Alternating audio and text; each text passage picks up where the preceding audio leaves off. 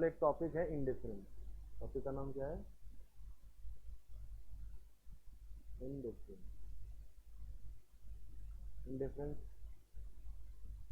तो पहले तो पढ़ेंगे हम लोग indifference curve.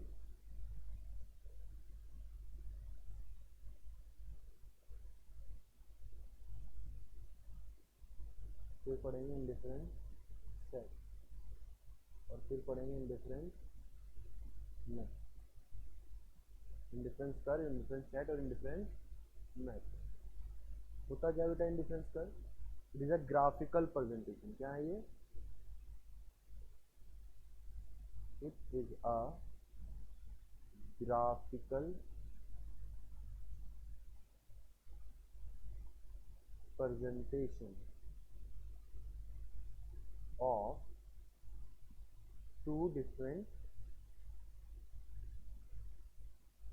goods। Graphical presentation किसकी है बेटा? टू डिफरेंट गुड्स की। which gives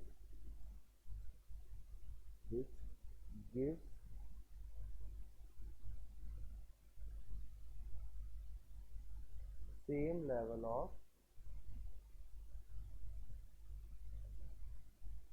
satisfaction from each level। Her level से सेटिस्फेक्शन क्या मिलने वाला है? एक ग्राफिकल प्रेजेंटेशन है कितने गुड्स की? दो, जो हमें हर लेवल पर क्या देगा? Same level of. सर मुझे ना समझ में नहीं आया, हमें समझा दो। समझो सेट भी जैसे समझ लो पहले। It is a tabular presentation. कौन सी प्रेजेंटेशन? टेबुलर मतलब टेबल के माध्यम से। और बाकी सारी की सारी डेफिनेशन क्या है? सेम। ये टेबुलर प्रेजेंटेशन है, ये कौन सी है? ग्राफिकल। बट नहीं अंतर, एक टेबुलर प्रेजेंटेशन के माध्यम से दो गुड्स का कॉम्बिनेशन दिखाएंगे तो इंडिफरेंस कर्व है, सॉरी सेट। और कर्व के माध्यम से समझाएंगे तो कोई दिक्कत? एग्जाम्पल देखिएगा। मान लो ये कॉम्बिनेशन है। क्या बेटा? ये एप्पल है और ये बनाना। कितने गुड्स हो गए? Combination A B C D और ई। मान लो आपने क्या करा बेटा, एक एप्पल खाया और 30 बनाना खाए, या आपने 2 एप्पल और 25 बनाना खाए, या 3 एप्पल और 21 बनाना खाए 21, 4 एप्पल और 18 बनाना खाए, 5 एप्पल और 16 बनाना खाए। क्या हो रहा है? अगर एक गुड्स आप ज्यादा खा रहे हैं, दूसरा क्या खा रहे हैं? कम खा रहे हैं। क्यों होता है ऐसा? पेट तो अपना ही है ना बेटा। एक चीज ज्यादा खा लो, दूसरी चीज क्या खाओगे? अगर चपाती ज्यादा खा ली तो चावल क्या खाओगे? पिज्जा ज्यादा खा ली तो बर्गर क्या खाओगे? पेट तो उतना ही है, कुआ थोड़ी भाई साहब। तो एक चीज ज्यादा खाने के लिए दूसरा क्या करना पड़ेगा? अगर आपको पीपीसी वाला चैप्टर याद है, जमीन एक फिक्स थी ना। अगर एक गुड्स का प्रोडक्शन ज्यादा करेंगे तो दूसरे का क्या करना पड़ेगा? जमीन है आपके पास 100 बीघे जमीन, एक चीज ज्यादा उगा ली तो दूसरी क्या उगाओगे? जमीन तो उतनी है ना। उसी पर पेट भी उतना ही है। जितनी ज्यादा चीजें, एक चीज ज्यादा खाओगे दूसरी क्या करनी पड़ेगी? कम खानी पड़ेगी। क्लियर है यहाँ तक?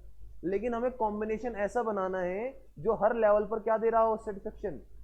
यानी सारे लेवल पर सेटिस्फेक्शन क्या होना चाहिए? सेम होना। यानी कॉम्बिनेशन ऐसा हो कि सेटिस्फेक्शन क्या मिले? सेम। जो एक एप्पल और 30 बनाना खाकर जो सेटिस्फेक्शन मिला है, वही सेटिस्फेक्शन आपको 5 एप्पल और 16 बनाना खाकर मिलना चाहिए। क्लियर है यहाँ तक? यानी कॉम्बिनेशन कुछ भी बना लो, बट सेटिस्फेक्शन क्या रहना चाहिए? सेम रहना चाहिए। इसी को आप क्या कर लो बेटा, एक ग्राफिकल प्रेजेंटेशन दे दो। क्या दे दो? एक ग्राफिकल दे दो। नीचे कौन सा कुछ ले लेते? चलो 1 2 3 4 5। क्या ले लिया हमने? एप्पल। यहाँ ले लेते 5 10 15 20 25 और यहाँ क्या ले लेते हैं? बनाना। प्लॉट करेंगे इसको। बताइए 1 पर कितना है? 30, 2 पर, 3 पर, 4 पर। गलत हो गया है।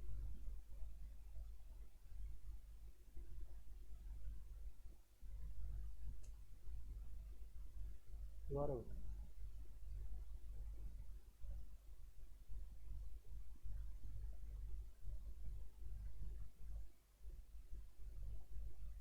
1 2 3 4 5 5 10 15 20 25 और 30 एप्पल और बनाना।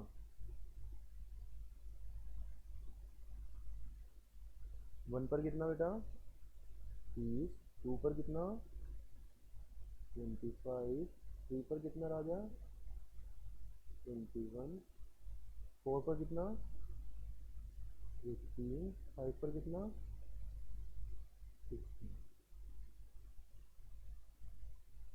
मेरा क्या बन गया बेटा आईसी बन गया। क्या बन गया combination A B C D और सी। क्लियर। अब मुझे बता दो कितने लोगों का सब्स्टिट्यूशन बताया है मैंने आपको, 1 या 5? ये 5 नोट करें हमने, कितने लोगों का सब्स्टिट्यूशन, एक बंदे का या 5 बंदों का? एक बंदों के 5 कॉम्बिनेशन। बंदा एक है, उसके कॉम्बिनेशन कितने हैं 5 है। लेकिन अगर ऐसे ही बहुत सारे लोगों को सब्स्टिट्यूशन बताने लग जाए, मान लो ये IC1 है, ये आपका है, ये IC2 आपकी मम्मी का है, ये IC3 आपके पापा का है। तो एक साथ बहुत सारे लोगों को सब्स्टिट्यूशन दिखाएंगे तो उसे क्या बोलते हैं इंडिफरेंस मैच। तो डेफिनेशन क्या हो गई, it is a family of IC या फिर ग्रुप ऑफ। जब एक IC दिखाएंगे दैट इज इंडिफरेंस कर्व, लेकिन बहुत सारे IC एक साथ दिखाएंगे तो इंडिफरेंस मैच। यहां तक बात क्लियर। यहां पर कॉमोडिटी ये ले लेते हैं, कॉमोडिटी ए, यहां कॉमोडिटी किस शेप का बना है बेटा IC, कॉनकेव या कॉन्वेक्स? किस शेप का बना है कॉन्वेक्स। PPC किसका बनता था कॉनकेव का बनता था, ये किस शेप का बनता है कॉन्वेक्स बनता है। यहां तक बात क्लियर। आप सकती बोलो, आगे बढ़ाऊं।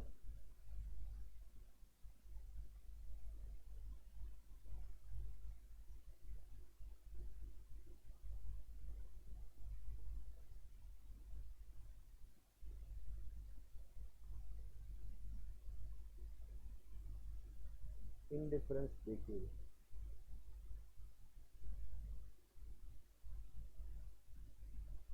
इंट्रोडक्शन। सबसे पहले इसके बारे में किसने बताया बेटा हमें, 1881 में एजवर्थ ने इसके बारे में डिफाइन किया। किसने, एजवर्थ ने बताया कि इंडिफरेंस नाम की कोई चीज होती थी। उसके बाद 1906 में पैरेटो, इसने पैरेटो ने बताया। फिर उसके बाद 1934 में एलन साहब ने बताया, और 1939 में इसके पूरे सिस्टमेटिक फॉर्मूले किसने दिए, हिक्स ने दिए। किसने, JR हिक्स साहब। अलग अलग लोगों ने अलग अलग टाइम पे इंडिफरेंस को क्या किया था, डिफाइन किया था, लेकिन जो सिस्टमेटिक फॉर्मूले दिए उसने दिए हिक्स साहब ने दिए। किसने दिए। अब इसकी कुछ अजम्पशंस होती हैं राजा बेटा, क्या होती हैं अजम्पशन। यानी जब इंडिफरेंस कर्व पढ़ा जाएगा तो हमें कुछ चीजों को क्या मानना पड़ेगा, एज्यूम करना पड़ेगा। क्या क्या एज्यूम करना है, पहला कंज्यूमर इज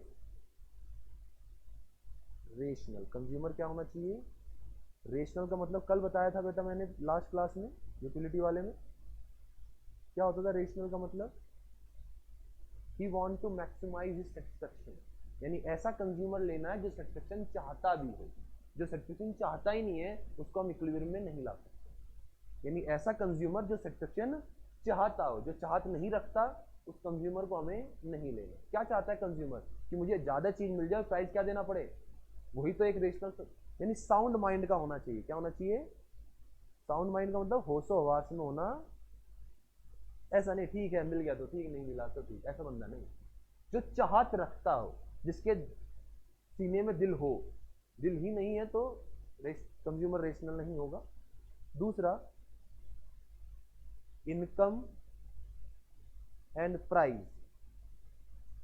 जो भी सामान हम खरीदने जाएंगे तो बंदे की इनकम और जो सामान खरीदने जा रहे हैं उसके प्राइस गिवन भी होने चाहिए और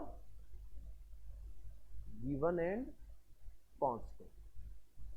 मान लो जिस भी कंज्यूमर के बारे में बात करेंगे उस कंज्यूमर की इनकम पता हो हमें, प्लस जो सामान वो खरीदने जा रहा है उस सामान की क्या पता होनी चाहिए, कीमत पता होनी चाहिए। क्या सारे लोगों का सैटिस्फैक्शन एक जैसा होता है? नहीं होता। मान लो फॉर एग्जांपल आज आप 500 रुपये खर्च करें और अनिल अंबानी 500 रुपये खर्च करें, पैसों की कीमत सेम है, बट उसके लिए 500 रुपये वो अहमियत नहीं रखते जो 500 रुपये आपके लिए अहमियत रखते। तो इनकम इसलिए पता होनी चाहिए ताकि हमें पता लग जाए कि किसको कितना सब्सक्रिप्शन मिल रहा। थर्ड वन इज यूटिलिटी किसमें मेजर होगी, ऑर्डिनल। अब यूटिलिटी दो प्रकार की होती है, कार्डिनल और ऑर्डिनल। जब आप कह रहे हैं मुझे कैटरीना कैफ बेटा बहुत अच्छी लगती है, that is ordinal utility.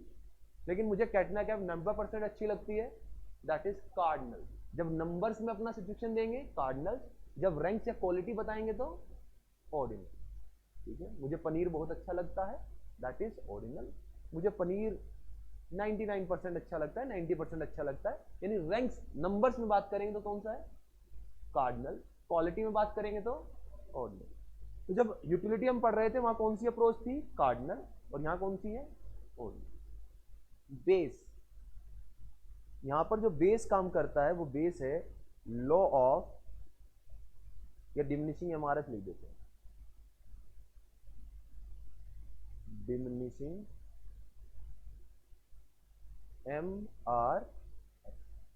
MRS क्या होता है इसकी चर्चा अभी करेंगे हम लोग।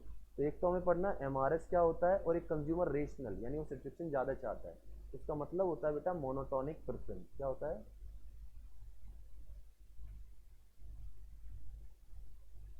Monotonic preference.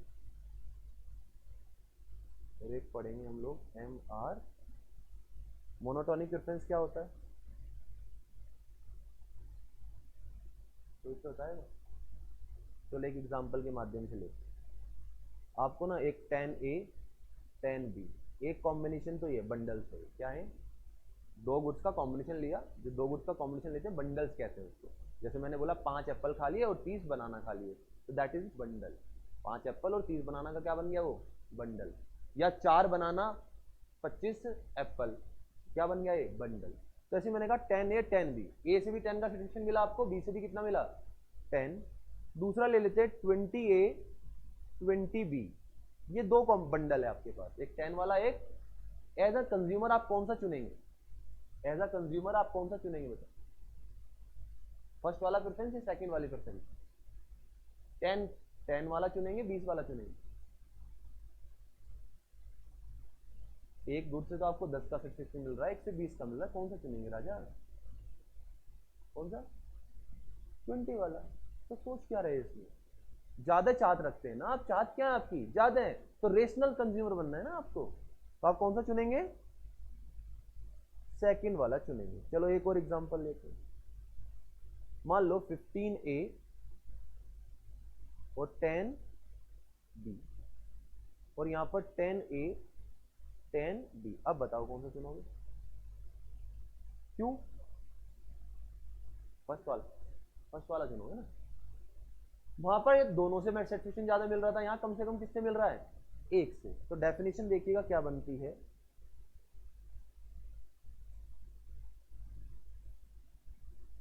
Consumer choose those combination from which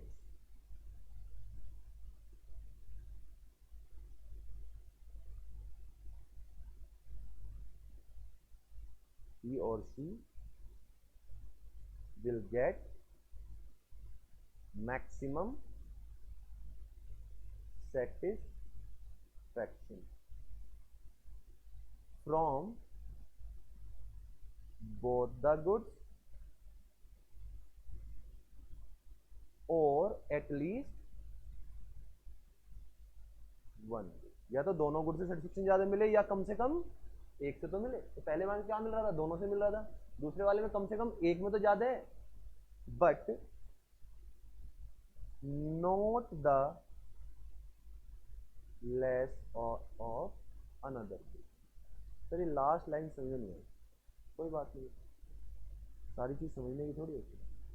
जैसे एग्जांपल में ले रहा हूँ 15A 10B, फिर इसके बाद ले लेते हैं हम लोग 10A 15B। अब बताओ कौन सा चुनोगे?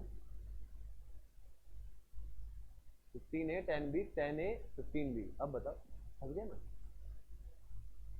तो ऐसी सिचुएशन अराइज नहीं होनी चाहिए। तब बंदा क्या हो जाएगा? प्रॉब्लम में फंस जाएगा। या तो दोनों से ज्यादा हो या किसी एक से ज्यादा हो। ऐसा नहीं होना चाहिए एक से तो ज्यादा है, दूसरे में क्या हो रहा है? दूसरे से ज्यादा है, तो note the less of other. तो कॉम्बिनेशन ऐसी प्रॉब्लम में नहीं फंसना चाहिए। तो यानी सिंपल सी बात हिंदी में समझा देता हूँ। मोनोटोनिक प्रेफरेंस का मतलब होता है जहां आपको ज्यादा सैटिस्फैक्शन मिला आप वो चुनते हैं। आप वो कॉम्बिनेशन चुनेंगे जहां सैटिस्फैक्शन क्या मिलेगा? ज्यादा। बात खत्म। इसे कहते हैं हिंदी में मोनोटोनिक। अब आता है कॉन्सेप्ट कौन सा राजा? एमआरएस। एमआरएस की क्या पता होनी चाहिए सबसे पहले आपको? मीनिंग। क्या पता होनी चाहिए राजा? मीनिंग। होता क्या है देख सुनिएगा। It is a rate. क्या है ये? Rate at which commodity B is sacrifice to consume more unit of commodity A। अगर किसी ने एमओसी की डेफिनेशन उतार रखी हो, देखो क्या है। अगर उतार रखी है एमओसी, एमओसी की डेफिनेशन में सिर्फ कंज्यूम की जगह क्या बदला होगा? प्रोड्यूस बदला होगा। देखो वहां प्रोड्यूस लिखा होगा, यहाँ क्या लिखा हुआ है? क्योंकि पीपीसी हम प्रोडक्शन करते थे और इस चैप्टर में चीजों को क्या कर रहे हैं? कंजप्शन कर रहे हैं। It is a rate at which commodity B sacrifice to produce था वहां पर, यहां पर क्या आ गया? कंज्यूम। प्रोडक्शन वाले चैप्टर में हम प्रोड्यूस किया करते थे और यहां वाले चैप्टर में चीजों को क्या कर रहे हैं? कंज्यूम। वहां पर अगर एक चीज का प्रोडक्शन ज्यादा करेंगे तो दूसरे का क्या करना पड़ेगा? कम। यहां पर एक चीज ज्यादा खाएंगे दूसरी क्या खानी पड़ेगी? इसका विदाउट चेंजिंग द लेवल, बस एक लाइन और बढ़ जाएगी। विदाउट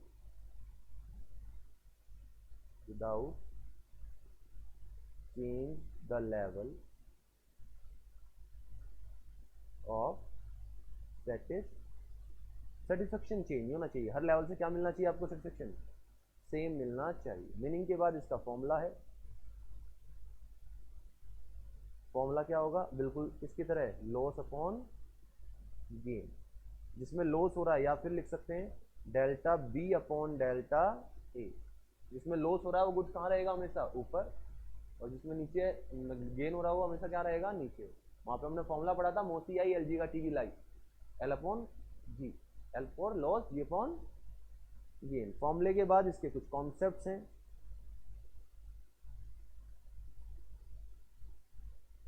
एमआरएस अगर बढ़ेगा तो क्या होगा? एमआरएस अगर घटेगा तो क्या होगा? और एमआरएस अगर कांस्टेंट है तो क्या होगा? अगर एमआरएस बढ़ रहा है तो आईसी हमेशा कॉनकेव शेप का बनेगा, लेकिन आईसी अगर एमआरएस घट रहा है तो आईसी कॉन्वेक्स शेप का बनेगा, और कांस्टेंट है तो आईसी स्ट्रेट लाइन बनेगा। क्लियर है? लेकिन कोई पूछे भैया एमआरएस होता क्या जनरली, तो जनरली एमआरएस क्या होता है? डिक्लाइन करता है। कोई पूछे एमओसी जनरली क्या करती है? इंक्रीज करती है जनरली। बाकी केसेस क्या है? एक्सेप्शन है। एमओसी हमेशा जनरली क्या करेगी? इंक्रीज। और एमआरएस क्या करेगा? एमओसी बढ़ती है इसलिए पीपीसी किस शेप का बनता है? कॉनकेव। और यहां एमआरएस क्या हो रहा है? घटता है, इसलिए आईसी हमेशा किस शेप का बनेगा? कॉन्वेक्स। क्लियर है यहां तक? बोलो।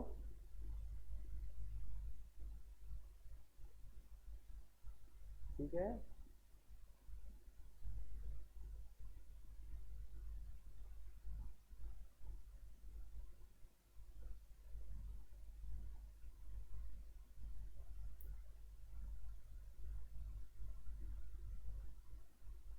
एक एग्जांपल देख लो।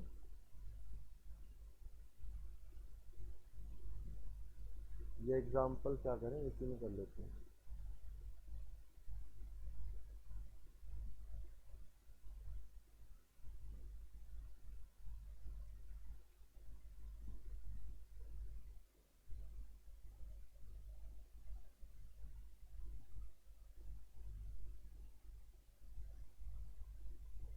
यहाँ पर मान लो हमें क्या निकालना है, एमआरएस निकालना है। क्या निकालना है?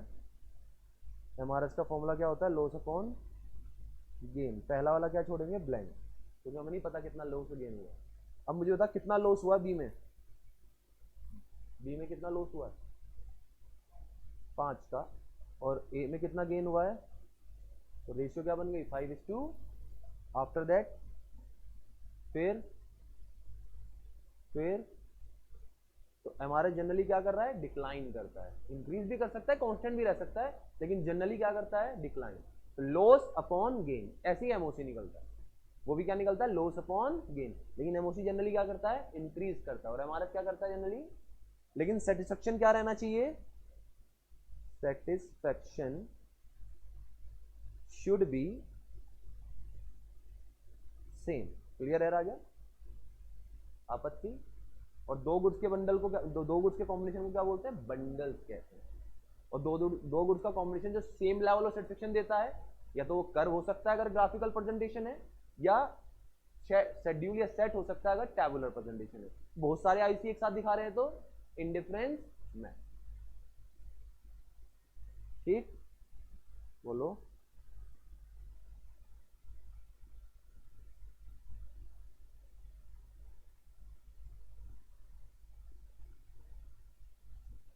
अब प्रॉपर्टीज ऑफ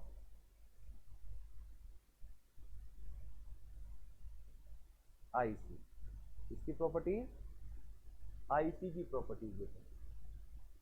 कितनी प्रॉपर्टीज होती हैं? 5 प्रॉपर्टीज। कितनी प्रॉपर्टी राजा? पहली प्रॉपर्टी देखिएगा, कॉन्वेक्स टू द, किस शेप का बनता है बेटा ये? Convex to the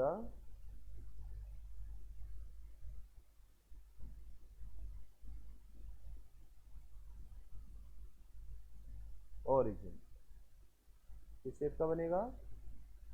convex to the origin. दूसरा, स्लॉप डाउनवर्ड। दूसरी प्रॉपर्टी क्या है?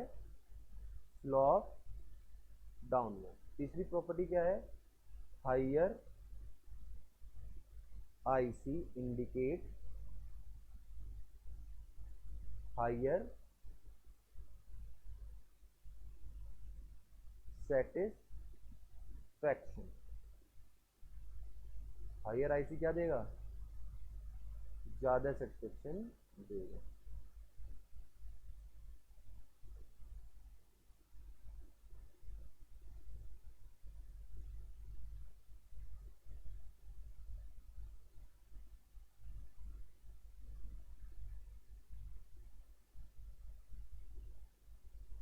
आईसी नेवर टचेज, या लिख सकते हैं सीधा never touches solution. Never touches और इंटरसेक्ट ईच अदर। एक दूसरे को कभी टच भी नहीं करते। उसके बाद never touches X axis nor Y axis. ना तो एक्स एक्सिस को टच करते राजा बेटा, ना। सर ये 5 प्रॉपर्टी आपने लिख तो दी, मतलब तो समझा दो इनका। मतलब समझाइए बेटा, धीरे धीरे समझाइए, समझो बेटा। आईसी कॉन्वेक्स होता है, अभी पढ़ के आए, क्योंकि एमआरएस क्या करता है? डिक्लाइन करता है। एमआरएस क्या करता है? डिक्लाइन। एक गुड़ ज्यादा खाएंगे तो दूसरा में क्या खाना पड़ेगा? कम खाना पड़ेगा। तो एमआरएस क्या कर रहा होता है? डिक्लाइन, जिसकी वजह से क्या होता है? कॉन्वेक्स शेप का बनता है। किस शेप का बनता है? कॉन्वेक्स शेप का। शेप क्या हो गई? Convex in shape. ठीक है जी। दूसरा, स्लोप डाउनवर्ड है तो नेगेटिव रिलेशनशिप है। कौन सा रिलेशन है? Negative relation. किसमें? दो गुड्स में। अगर एक गुड ज्यादा खाओगे दूसरा क्या खाना पड़ेगा? कम। तो स्लोप डाउन, एक बढ़ा रहे तो दूसरा क्या करना पड़ेगा? हमें घटाना पड़ेगा।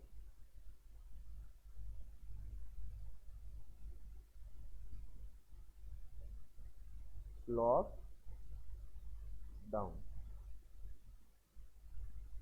दूसरा, higher IC indicate higher level of satisfaction. तो हमने पढ़ा दो आईसी हैं तो कौन सा आईसी ज्यादा सैटिस्फैक्शन देगा, ऊपर वाला नीचे वाला। मान लो ये दो आईसी बने हुए हैं आपके पास, ज्यादा सैटिस्फैक्शन कौन देगा आपको, 1 वाला 2 वाला।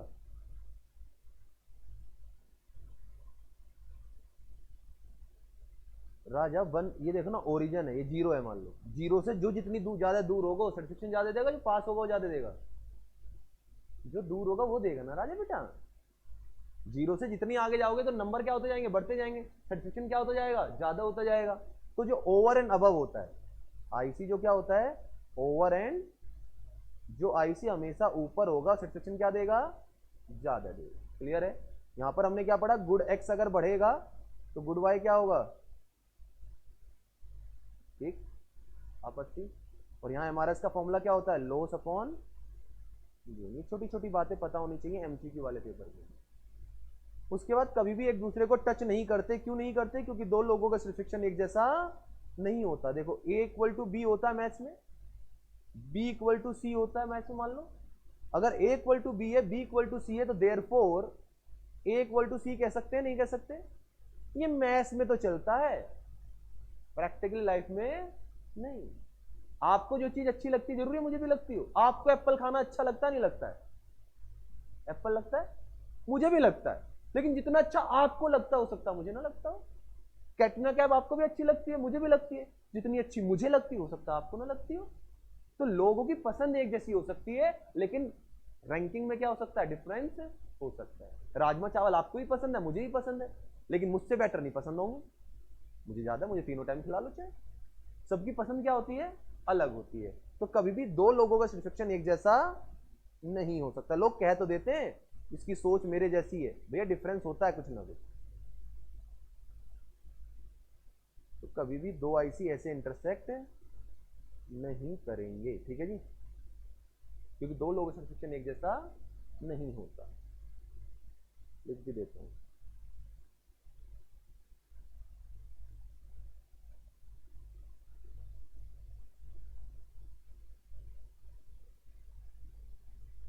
सर अभी तो आप कह रहे थे सेम सैटिस्फैक्शन होना चाहिए, सेम, भैया एक बंदे का ही तो होना चाहिए हर कॉम्बिनेशन से।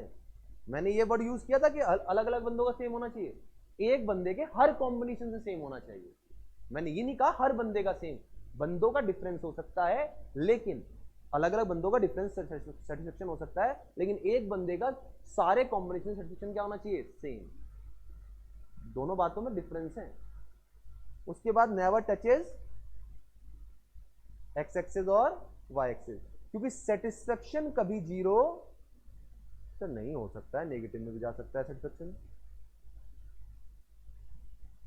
Satisfaction is not equal to, आपको बेटा करेला पसंद नहीं है, भिंडी पसंद नहीं है, लौकी पसंद नहीं है, तोरी पसंद नहीं है, लेकिन घर में बन जाए तो खा लेते हैं कभी कभार। मान लो फॉर एग्जांपल आपका पिज्जा खाने का मन था, मम्मी ने तोरी बना दी, आपने मन रखने के लिए 2 रोटी खा ली, क्या पिज्जा उतना खा लेंगे जितना खाना था? फिर आपको जगह तो मिले ना। आपको कोई चीज पसंद हो या ना हो, वो सेटिस्फेक्शन जरूर देगी जब आप उसे क्या करोगे, कंज्यूम करोगे। क्लियर है।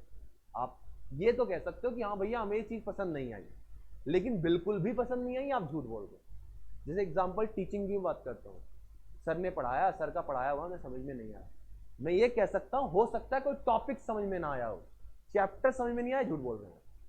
कहीं भी हर टीचर के साथ होता है, टीचर जब पढ़ा रहा है तो पूरा चैप्टर ही समझ में नहीं आया, जो बच्चे कहते हैं झूठ बोल रहे हैं, कुछ तो समझ में आया होगा। सेटिस्फेक्शन कभी जीरो नहीं होता, जो जीरो नहीं होता। और यहां तो हमें चीजों को क्या करना है, कंज्यूम। कितने गुड कंज्यूम करने हैं, 2। और जब कंज्यूम करने तो कुछ ना कुछ सेटिस्फेक्शन हमें मिलेगा। तो कभी भी एक्स एक्सिस वाई एक्सिस को टच, और अगर टच कर लिया, देखो अगर मान लो पॉइंट यहां पर आया तो इसका मतलब क्या, यहां सेटिस्फेक्शन क्या मिल रहा होगा, वाई से। और अगर यहां आया तो क्या माने जाएगा, वाई से, सॉरी एक्स से जीरो मिल रहा है, जीरो तो मिलता ही नहीं। सेटिस्फेक्शन कभी जीरो नहीं होता, तो ना तो एक्स एक्सिस को टच करेगा ना वाई एक्सिस को टच करेगा। क्लियर है बेटा यहां तक। ये क्या था, ये आईसी के बारे में था, इसके बारे में था। इस चैप्टर को मैं 2 हिस्सों में पढ़ाता हूँ, एक आईसी वाला और एक बजट वाला। तो आज हमने सिर्फ किसको कंप्लीट किया है, आईसी।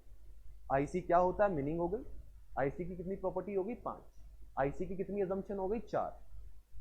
उसके बाद मोनोटोनिक एमआरएफ पढ़ा, सेट और शेड्यूल, छोटा सा टॉपिक, इसे आप कॉपी करना चाहते हैं क्या?